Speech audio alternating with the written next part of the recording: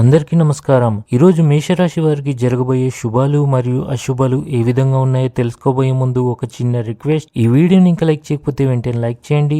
Channel ని subscribe చేయకపోతే వెంటనే సబ్స్క్రైబ్ బటన్ క్లిక్ చేసి పక్కనే ఉన్న బెల్ ఐకాన్ని యాక్టివ్ చేసుకోండి.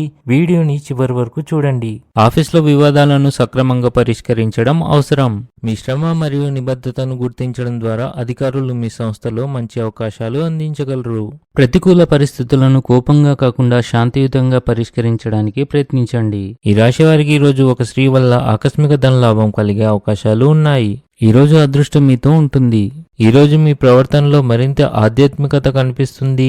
వ్యాపారం చేసే వ్యక్తులు ఈరోజు ఆర్థిక ప్రయోజనాలను పొందవచ్చు.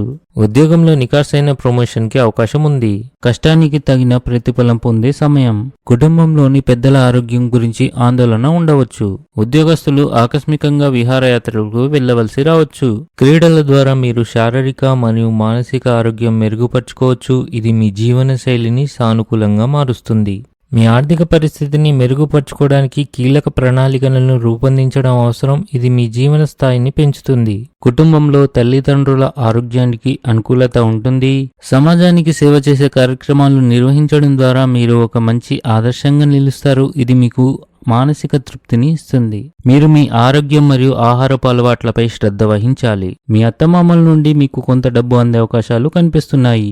ఈరోజు మీరు మీ కుటుంబ సభ్యులతో ఆనందంగా గడుపుతారు. మీరు నివాస మార్పు లేదా కొత్త ఇంటి కొనుగోలు కోసం ప్రణాళికలు ఖరారు చేయవచ్చు. ఉద్యోగంలో మీకు చాలా బాధ్యత ఉంటుంది. ఇంట్లోని చిన్న పిల్లలపై ప్రత్యేక శ్రద్ధ వహించండి. ఆట ఆడేటప్పుడు వారు గాయపడే అవకాశాలు ఉన్నాయి కాబట్టి వారిని గమనిస్తూ ఉండండి.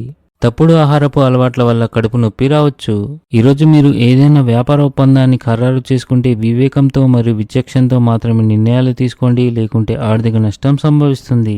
ఈరోజు అదృష్ట సంఖ్య వచ్చేసి 9. ఈరోజు అదృష్ట రంగు వచ్చేసి తెలుపు రంగు.